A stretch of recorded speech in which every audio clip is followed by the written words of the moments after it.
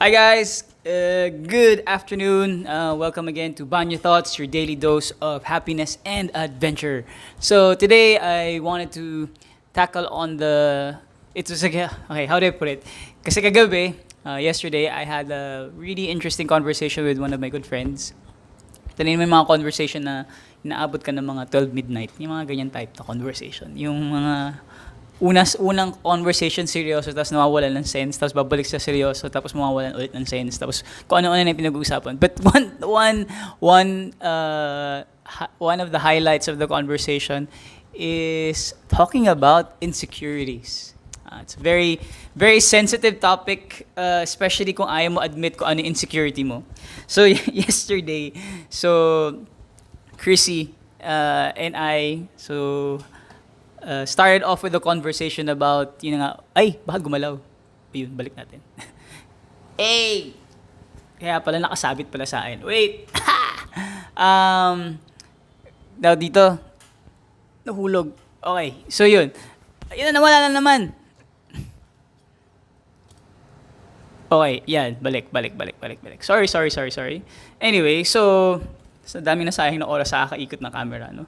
Bano kasi nakatali pala sa akin. Nakapasok pala sa loob ng sweater ko yung ano. So pag gumagalaw ako, nadadamay yung mic. Anyway, yan na naman. Ano ba yan? Nawala tayo sa conversation. So, hawakan ko na lang muna bago pa ito biglang liparin. Yun, kahapon, pinag-uusapan nga namin yung insecurity. We started out with a conversation about how malls will change and kasi nga namumblema siya sa currently she has a store in one of the malls several malls in Manila. Yun nga, siyempre hindi pa rin bukas yung mga malls or limited capacity lang. And then of course magche-change rin with the new normal, magche-change rin yung mga habits ng mga tao.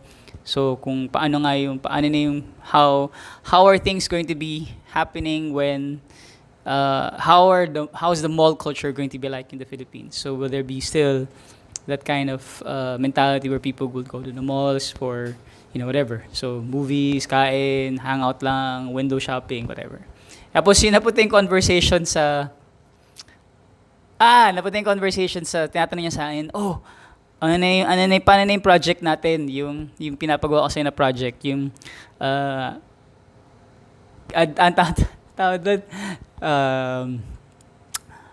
love,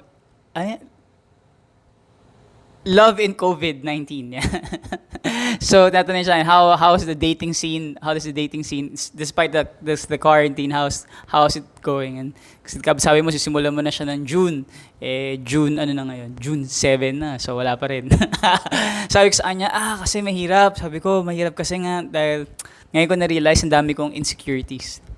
Tapos, sabi niya, ano ba yung mga insecurities na yan? And then we had this really conversation about insecurities. So, and I started thinking about it, no? Lahat ba ng tao may insecurities? Or lahat naman siguro ng tao may insecurities, diba? Hindi lang naman tayo may insecurity. So napaisip ako nga, ano ba yung mga insecurities ko? So, ito yung mga insecurities ko. So, it's like a wow, parang confessional, no? But it's like, I really want to share it because the only way, sabi nga, the only way to confront your insecurities is you face them. And you understand them and you face them, and then I think that's how you move forward with it. So, always been my insecurities because I have, is my eyes actually. Everyone thinks I have really long eyelashes, which is true. I have really long eyelashes, but I find my eyes really big. Like one of the big, parang masyado siya malaki compared sa normal people have big eyes. See, masyadong expressive yung mga mata. My mom, when I was young, my mom was so scared because nga she thought my eyes are gonna pop out because it's really like for a kid, masyado yata malaki yung mata mo. Parang it's kind of as I grew older, parang para siyang it's got retained naman pero parang pumasok rin naman sa loob. But before it was kind of big. I think I really didn't like that because most of the people, I think, growing up here in the Philippines, not everyone, or my family kasi is half may Chinese blood. So ako lang yung malaki yung mata sa kanila, no. So they're mostly chinito in looks, no. Maliit yung mata nila. I'm the only one with the big eyes and the long eyelashes. Na like mas mas blessed daw kasi nga daw mas girly daw kasi yung mata kasi ang sarap daw laruin yung pilik mata kasi nga pa-curve na gano'n yung pilik mata. But that's always been one of my I mean, people admire it but I really don't. I mean, personally, parang okay, parang niloloko nga no minsan na kala nila fake daw yung eyelashes. And so anyway, that's one insecurity. My lips is another one because I have a big lips. I mean, seriously, like for a guy, I think I don't know, siguro stereotype. Ito yun, dito na lumalabas yung mga stereotypes. No? Kasi I find my lips really big. Like, unusually bigger than the usual, I think the usual male population. No? So this is one is the lips that people would prefer for women because nga, masarap siya lagyan ng lipstick, ganyan. So pag ako minake-upan mo ng babae, I really look like a girl. And that's one of the insecurities. Now, so, nose, I hate my nose. I really didn't like my nose, but it's one of my pet peeves is my nose. It's like my again going back. It's I guess I inherited from my grandma. Like, I don't know, my grandparents. They don't have a really like they have small noses, really small nose. But my dad has really like yun naman yung mga typical Espanyol na matangos talaga yung ilong. So parang sa akin matangos na combine ito.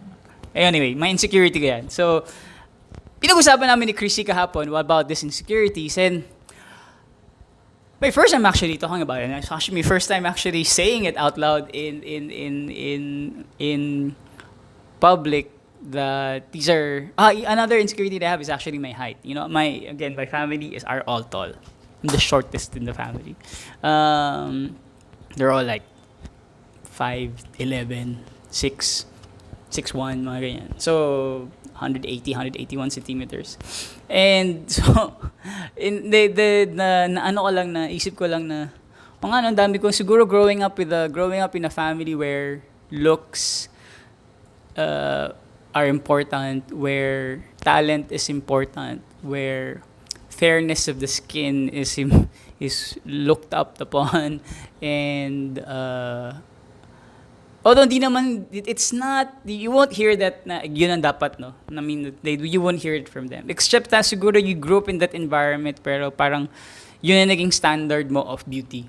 And then, dumagdag pa yung getting exposed to mixed blood. Because we have also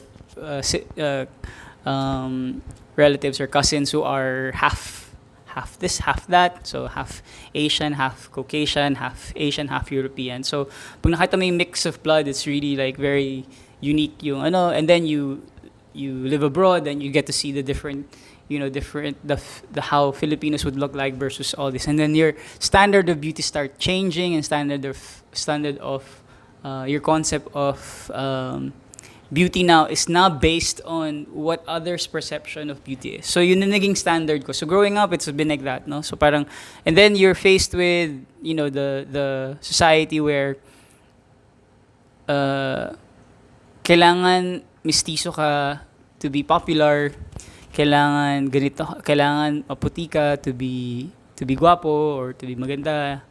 And so yun na embed yun sa utak ko. And so up to now, I mean, considering that that I've been one of siguro very trying to promote na self-love and self-care, and doon ko na realize na ang dami ko nga insecurity to the point that your decisions and your idea of love or your idea of being in a relationship or your idea of going out with someone is now being compared to that, no, to that, that boxed idea of what you think is the ideal type. All of us have an ideal type. All of us want this. All of us want that, no. But yun nga lang, I think that's the start of siguro my anxiety in terms of my self-worth and how I view myself. And And I've been reading about it. So I've been trying to figure out nga how so paano nga yun? How do you resolve that? Sabi niyo sa akin na best way to resolve it is you highlight your traits, your good traits, and then accept your flaws. So ano ba saan ba yung traits na maganda sa'yo, and then yung flaws mo, then you just have to accept that.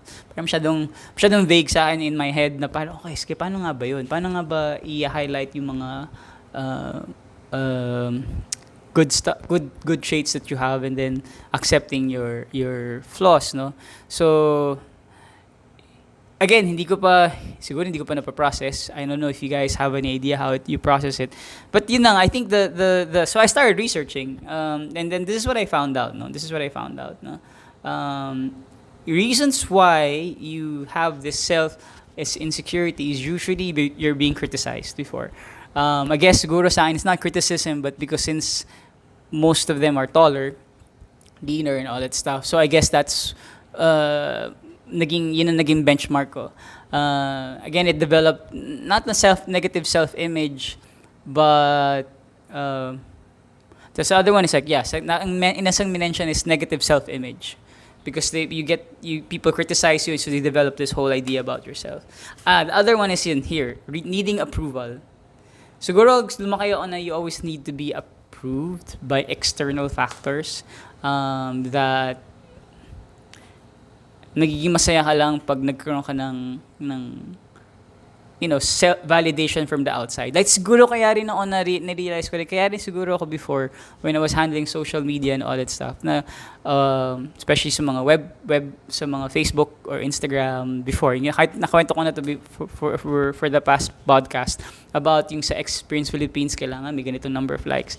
So na-realize ko, validation comes out with the follows and the likes and stuff like that. And na-realize dahil sa ganun ka mag-isip, pag wala kang ganun, ibig sabihin hindi ka validated. Pag hindi ka validated, you become insecure. Parang you have this whole negative image na ba't ayaw nila sa akin, ganyan. So, wow, malalim pala. I mean, ganun pala kalalim. So yun sa mga napaisip ko kagabi na, malalim pala siya, no? Na hindi lang pala simpleng bagay lang na root sa akin. So, it would take a while for it to change. I understand. It would take a while for it to siguro to reset my mindset, no. And then dagdag pa, I think dagdag. So SOCMED, social media. Right now, because sabi ko nga, Chrissy, is it the reason why parang kasi masyadong obsessed, or masyadong madaming feed na napunta sa akin na yung mga Korean actors, Korean actresses, yung mga itsura nila, yung mga success nila, yung mga skill sets nila, ganyan. Is it because dahil doon or yung mga celebrities na lumalabas sa feed mo, parang, is it because of that na compare mo na ngayon sarili mo? Parang yun ang nagiging benchmark mo na, para maging successful ka, kailangan ganyan dapat itsura, ganun dapat ang achievements mo, ganun dapat lahat yung gusto mo, pananaw mo sa buhay, yung accomplishment sa buhay. Ay ko, wow, grabe, o nga no, sabi ko sa sarili ko, o nga no, parang yun ang naging benchmark ng success for me on the physical side, and then on the relationship side, na kailangan pala ganun yung dating. Is it right? Is it wrong? So I guess because you're feeling insecure and you're feeling your self-worth is based on that idea, then I think it's not a good habit to do, or not a good mindset to have. I'm not saying that I've overcome it. I mean, I don't think it can be done in overnight. It will take a while for us, or for me personally, to start unraveling and start figuring things out on my own. And hihimay-himay mo pa yan eh. So I've been reading about it, how you can actually figure things out, and how you can move forward, and coming up with just like a roadmap of lessening your insecurities, or accepting your insecurities. So and this is what I read, no, that first is you have to forgive the past.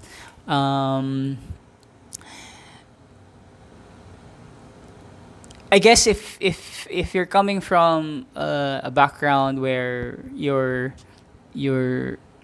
environment was surrounded by really like sabihin natin if your insecurities, your how you look, with good looking people, then I guess you just have to just have to accept the fact that that's how it is, no?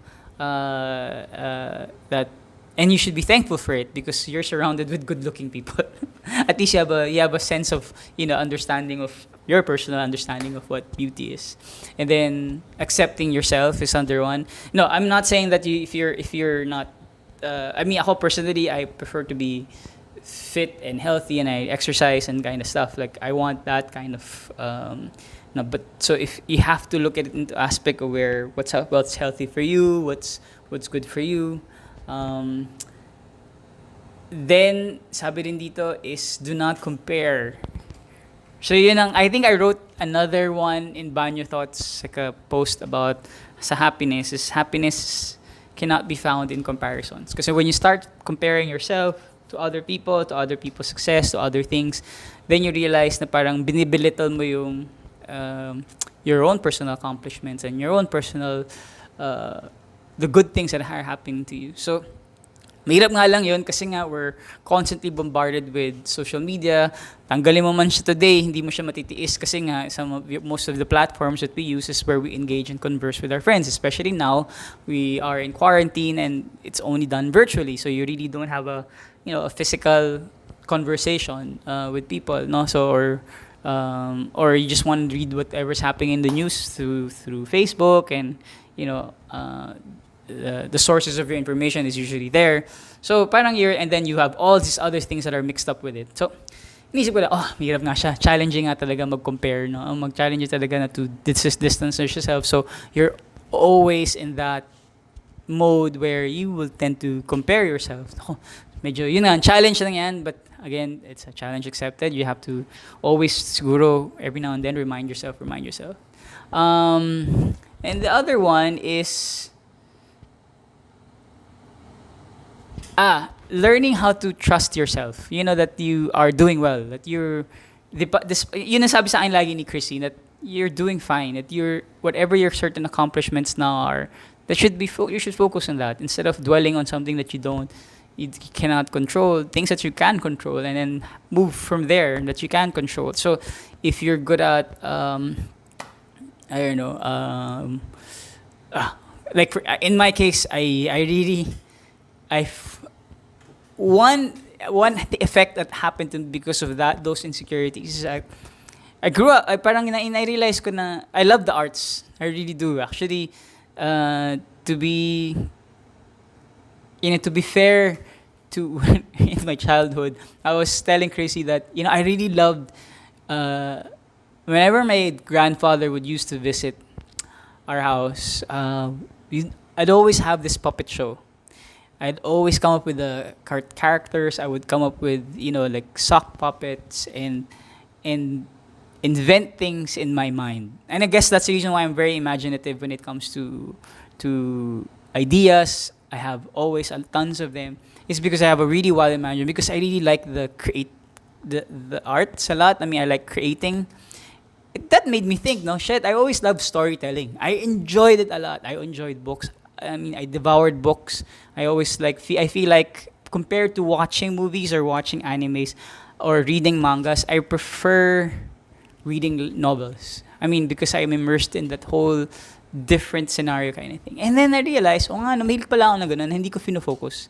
So ngayon, I told myself, sige, I start doing that. To start writing again stories. I started writing again scripts. So I just finished one short story. 10 chapters. Actually, ang bilis nga eh. Nagulat nga rin ako sa sarili ko. Ang bilis ko natapos yun eh. Siguro, I mean, nagawa ko na yung outline, nagawa ko na yung dialogues, pati yung mga meet na lang sa conversations na lang in the background and in the whole environment. Yun na lang yung kulang. But generally, yeah, finished a storyline. I shared it nga to Chrissy yesterday, that yung snippet or excerpt of the storyline, and I really like that. And I guess yun nga tama siya, no, na you just have to focus on those skill sets and those talents that you have, or those things that make you, that makes you. And then I guess having a conversation with friends about it. like really deep conversation of insecurities and actually voicing it out actually helps out because I grew up